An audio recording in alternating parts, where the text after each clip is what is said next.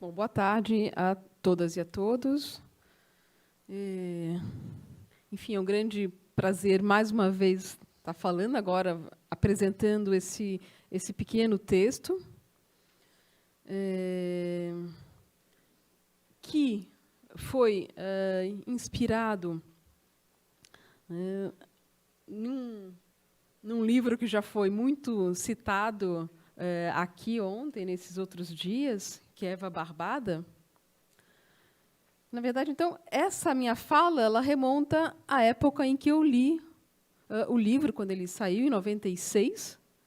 A minha edição é essa, não é a nova, bonita que tem, é aquela que, aliás, já tá completamente amassada, porque é um livro que eu uso para os meus alunos, né? Então, de tanto fazer fotocópia aqui na UFES, ele já está, coitadinho, né? Num estado ruim, ou seja, é uma leitura obrigada, sobretudo dentro desse livro, o capítulo da Eva Barbado, o capítulo que dá nome, né, e que é leitura obrigatória em todos os meus cursos, desde que eu comecei a dar aula na Federal do Espírito Santo. Bom, dentre os vários pontos que me chamaram a atenção nesse artigo, né, e são muitos, um deles é aquele que realmente motivou essa fala, eu vou falar daqui a pouco, e que é um detalhe. Na verdade, é um detalhe sobre um detalhe. Quando o professor Hilário faz a revisão bibliográfica sobre a imagem da qual ele trata nesse artigo, como vocês sabem, obviamente, é Eva Barbada. Aqui eu coloco um detalhe.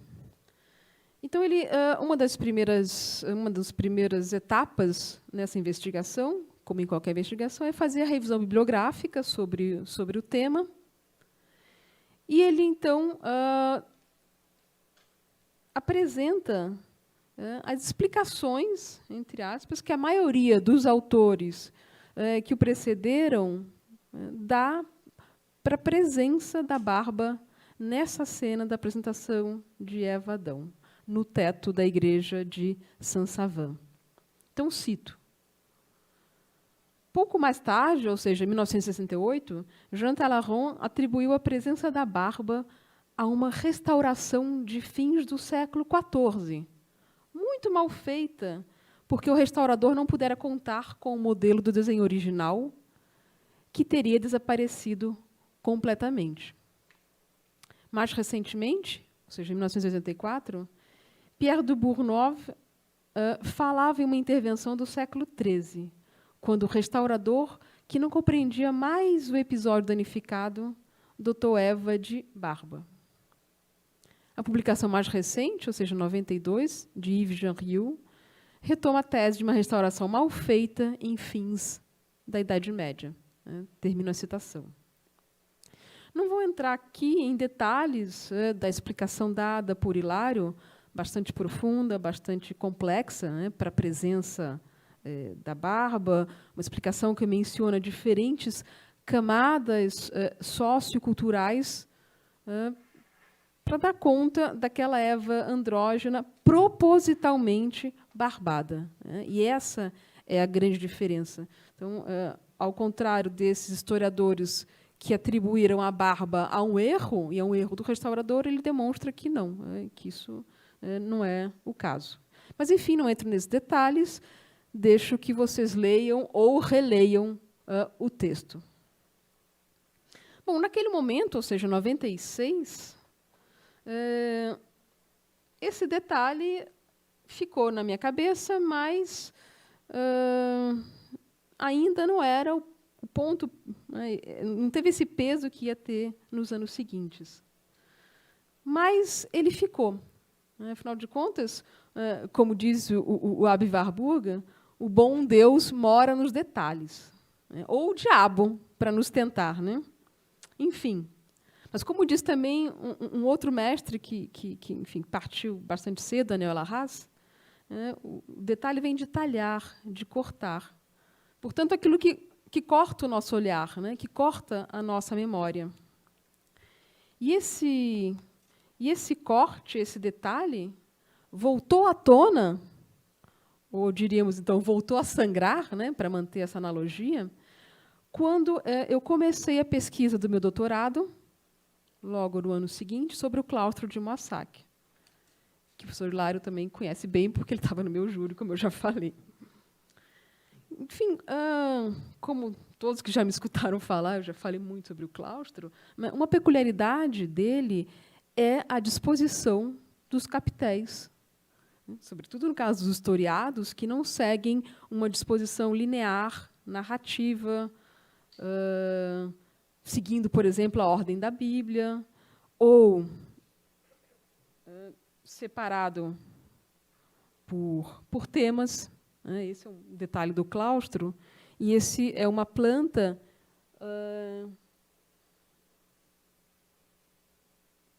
com essas cores diferentes, é para vocês terem uma ideia, mais ou menos, dos diferentes temas e como eles são espalhados, intermeados. Enfim, e uma das razões pelas quais os estudiosos explicavam essa aparente, entre aspas, desordem e aí vocês já podem imaginar, pelo encadeamento, uma restauração mal-sucedida no século XIII. De fato, houve uma mudança no claustro no século XIII, porque os arcos em berço foram trocados pelos arcos ogivais.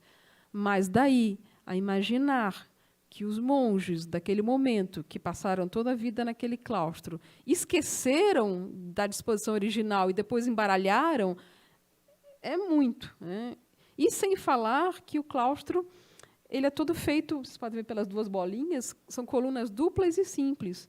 Então, mesmo que nós pudéssemos rearranjar, colocar numa ordem linear, não daria certo por essa alternância entre duplos e simples. Eu sei porque eu tentei fazer isso para mostrar.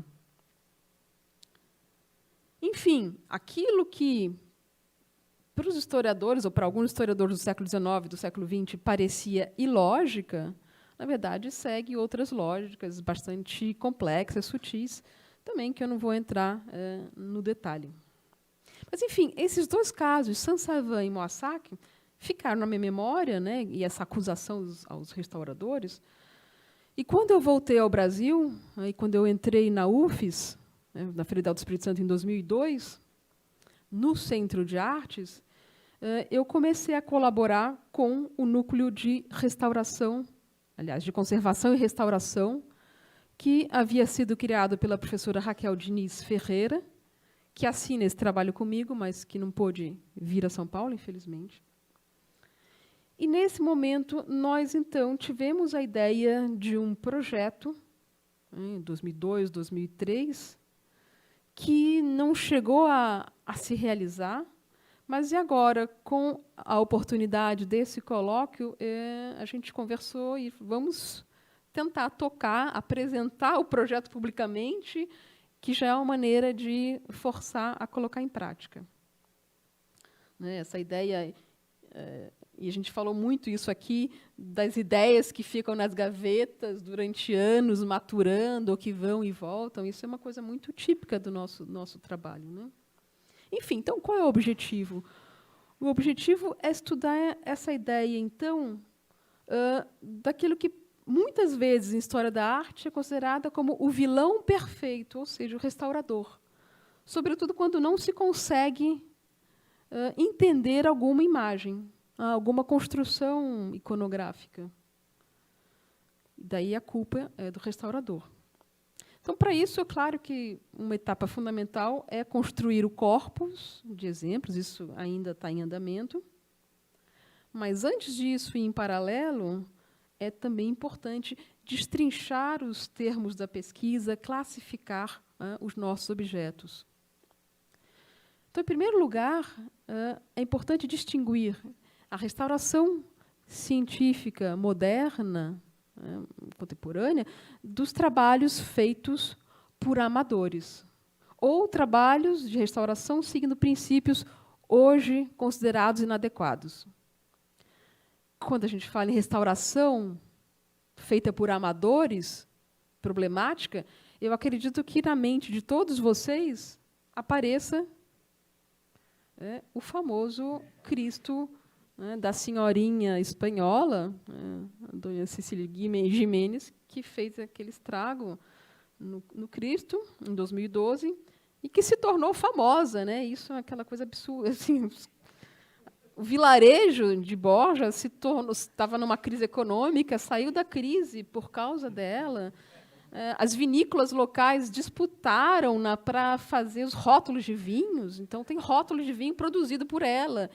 Enfim. E, obviamente, não precisa dizer que ela era uma pintora de domingueira, e não possuía nenhuma formação em restauração, obviamente. Claro que, num caso como esse, se trata de um erro grosseiro, quase um atentado contra a obra, mesmo que involuntariamente. E essa lista desses restauradores amadores ela é longa, incluindo o uso de material não adequado, como a máscara do Tutancâmon, que caiu, e a funcionária do Museu do Cairo pediu para o marido colar com super bonder. Ou então essa escultura no Canadá, que teve a cabeça do menino quebrado, e uma artista local refez a cabeça. E aí tem uma polêmica, porque parece com o bebê Simpson, enfim. Ou a escolha de cores, escolha lamentável de cores para repinturas, como esse outro caso também na Espanha. E interessante, tem uma fala, entre aspas, dessa pseudo-restauradora, que diz: não sou uma restauradora profissional, mas as estátuas precisavam de uma pintura, estavam sem graça. A comunidade também gostou. Enfim, mas me detenho num outro exemplo, também do Espírito Santo. Claro, não é porque lá é porque a gente estava mais perto, a gente conhecia mais. Enfim, é um Cristo crucificado, talvez do século XIX, de uma igreja em Guarapari, e que era, originalmente, uma peça articulada. É um grande Cristo em madeira, e, como é comum, eles têm uma estrutura de couro nos braços. Ele pode ficar deitado, com os braços encolhidos, ou então estendido na cruz. E há uma mudança de acordo com o calendário litúrgico. Mas, enfim, o pároco do início dos anos 2000, mais ou menos, decidiu que o Cristo jazendo morto era uma iconografia pouco recomendada para a devoção dos paroquianos. E ele não só pintou o Cristo de rosa, mas também imobilizou o sistema de articulação. Só faltou abrir os olhos, por pouco. Enfim, esse exemplo é diferente do Cristo da Senhorinha de Borja, primeiro, por não ser involuntário ou inocente, mas por buscar uma intervenção ativa na iconografia, transformando-a. Mais do que uma simples questão de apontar um culpado, é um caso interessante a ser estudado do ponto de vista da antropologia e da história da imagem. As imagens não são estáticas, nem tampouco sua recepção. Elas respondem a diferentes anseios. E um caso como esse é testemunho de uma transformação nas sensibilidades, nas devoções, etc. E são muitos os exemplos em que os espectadores, proprietários ou não das peças, que, pelos motivos mais diversos, intervieram nas imagens. Seja, por exemplo, no famoso caso do chamado livro de imagem Madame Marie, que provavelmente um proprietário posterior apagou o que seria a imagem, provavelmente, da própria comitente ajoelhada, ou vários casos de danos às imagens em ataques iconoclastas de maior ou menor grau. Eu trouxe aqui 3 exemplos, 2 exemplos do claustro do convento de São Francisco de Olinda, em que o diabo foi muito atacado, enfim. Ou simplesmente de alteração da iconografia, como essa escultura da Virgem com o Menino, que foi transformada numa imagem da justiça, durante o episódio de guerras de religião. Ou, um último caso, um João Evangelista da cena da Paixão do Cristo, que foi quase que transformado em franciscano, participando do grupo que vai pedir aprovação para o Papa. Vocês veem que ele está completamente desenquadrado. É a iconografia típica de olhar para a cruz, né, enquanto os companheiros estão todos... o Papa está aqui, não está aparecendo na foto, mas, enfim. Claro que esse é um caso mais simples, que é um caso de deslocamento, né, não é tão complicado quanto os demais. Mas, ou seja, aquilo que, para os restauradores, pode ser um pesadelo, é um regalo para o historiador antropólogo, né? E eu falo isso até lembrando da minha reação e a da Raquel quando nos deparamos com o Cristo de Guarapari. Eu dizendo, olha que interessante, e ela, que horror. Enfim. De toda forma, é importante sublinhar que as senhorinhas espanholas, o marido da funcionária do Museu do Cairo, a artista canadense ou o pároco capixaba não são restauradores. Como tampouco eram restauradores os homens do século XIII, XIV, monges ou não, ainda que eles tivessem, de fato, alterado a pintura de Saint-Savin ou a disposição dos capitéis de Moissac, nesse caso que não aconteceu, né, nenhum dos dois casos. Lembrando que a restauração só começa a ser vista como um métier especializado, com técnicas próprias, a partir do século XIX, com todo um processo, por exemplo, com o estabelecimento de museus públicos, etc. Daí cito, dentro desse dossiê de construir o nosso corpus, um outro caso mais complexo, que merece um capítulo à parte, é o Viollet-le-Duc, que durante muito tempo foi considerado o arqui-inimigo dos historiadores da arte. No primeiro momento de lua de mel, digamos que ele era representante, ele fez trabalhos para a Comissão dos Monumentos Históricos, no século XIX, que interveio em Vézelay, em Notre-Dame de Paris, Saint-Cernin, etc. Ele passou a ser criticado, sobretudo na década de 30, com a tese do Paul Abraham, e só a partir da década de 80 do século passado que ele começou a ser recuperado, revisto, principalmente a partir do Berdamich, e passou a ser visto como, de certa maneira, um representante do pensamento do século XIX sobre a Idade Média, com essas ideias de reviver ou continuar essa Idade Média. Enfim, um outro dossiê dentro dessa construção do corpus é aquele de quando houve, de fato, um trabalho feito por restauradores profissionais, mas que, ainda assim, a eles foram imputados erros. Também há vários casos. E eu estava preparando o trabalho, eu encontrei essa charge semana passada, eu achei interessante. Quando a mãe fala para o filhinho mimado, né? A mamãe vai aproveitar a Black Friday e comprar um charge só para você. Mais ou menos isso. A gente vai comprar um restaurador só para você. E digo por esse caso que eu apresento agora.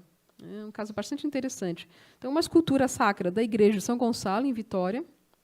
Em 94, a confraria, que era proprietária da igreja, contratou 2 restauradores profissionais para restaurar. E qual foi a surpresa? Quando eles devolveram a peça, o santo estava branco. Dessa cor parda, ele estava completamente... Na verdade, ele era branco e eles devolveram a imagem com a carnação escura.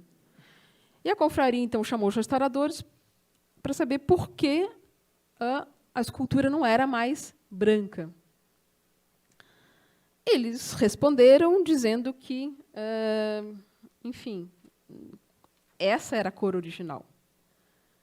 Bom, o livro de tombo não fala mais, mas, investigando, nós descobrimos a seguinte situação. Quando a igreja foi criada no século XVIII, ela era uma igreja feita por uma confraria de pardos e negros.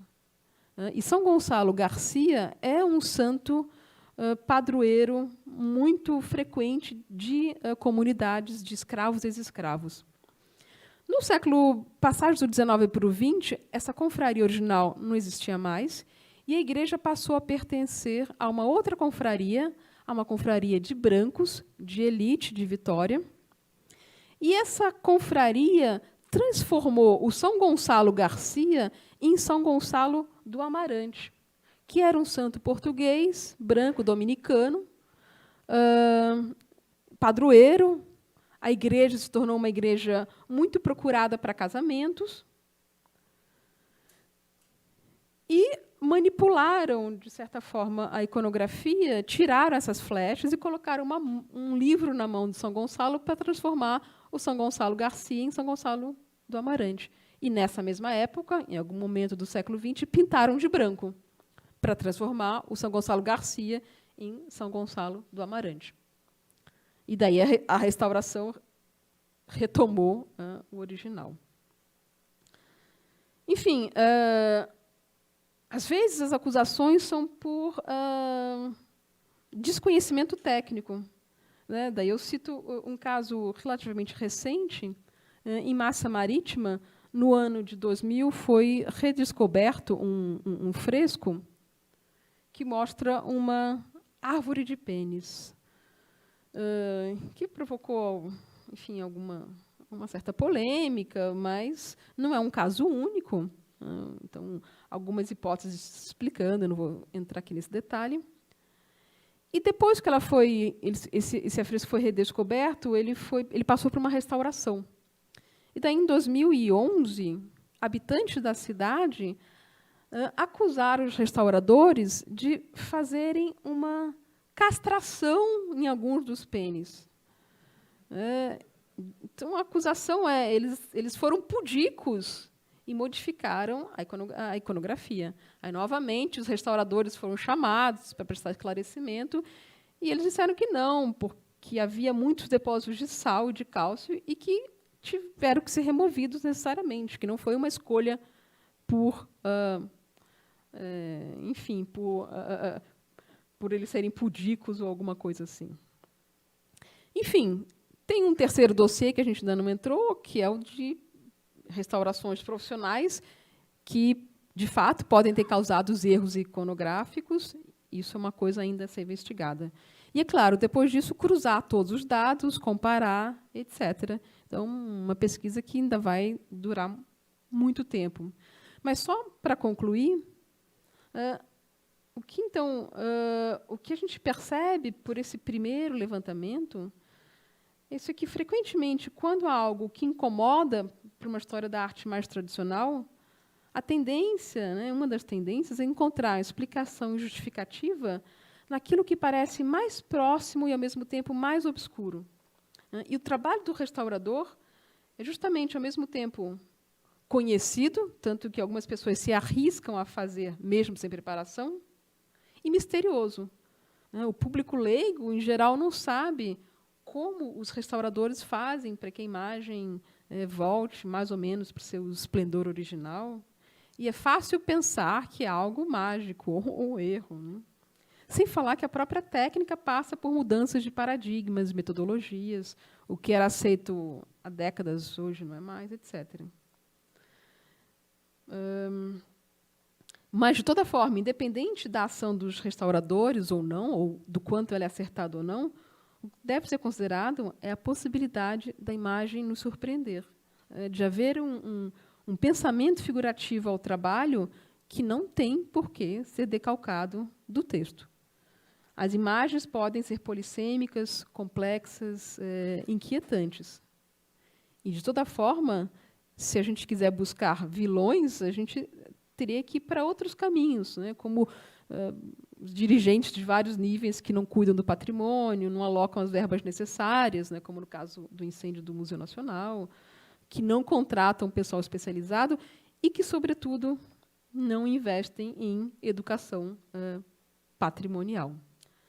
Enfim, era mais ou menos isso. Eu passei um pouquinho dos meus 20 minutos, mas é isso.